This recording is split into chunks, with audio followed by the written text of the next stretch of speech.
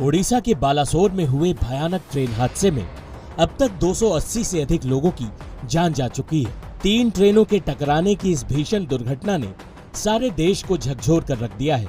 इस हादसे पर हर पल नई अपडेट आ रही है, लेकिन जो सवाल सबके जहन में है वो ये है कि आखिर 3 ट्रेनें एक साथ कैसे टकरा गई, इतनी बड़ी लापरवाही हुई कैसे।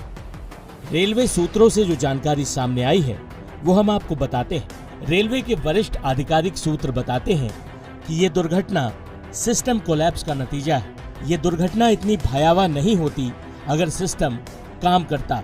रेलवे सूत्रों का कहना है कि कोलकाता के शालीमार से 12,841 कोरोमंडल एक्सप्रेस तय समय पर चल रही थी। सांतरागाछी में ट्रेन 4 मिनट की देरी से पहुंची। वहीं खड़गपुर में भी ट्रेन अपने तय समय से 3 मिनट की देरी से चल रही थी।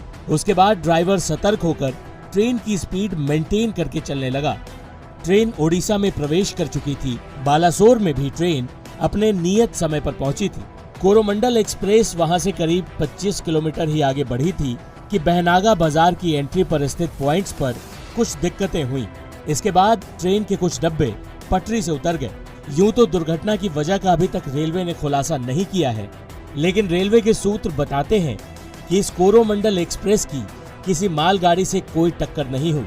उन्होंने जो अंदाजा लगाया वो ये है कि ट्रेन के कुछ डब्बे बहनागा बाजार के एंट्री पॉइंट पर डिरेल हुए होंगे।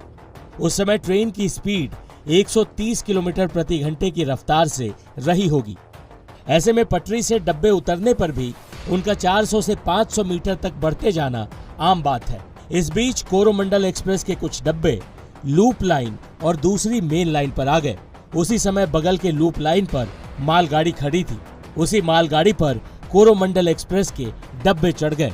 जिस समय ये हादसा हुआ उसकी जानकारी तुरंत कंट्रोल रूम तक नहीं पहुंची। उसी समय वहां से 12,864 हावड़ा बेंगलोर सुपरफास्ट एक्सप्रेस गुजरने वाली थी और दुर्भाग्य देखिए कि ये ट्रेन 3 घंटे से भी ज्यादा लेट चल रही थी।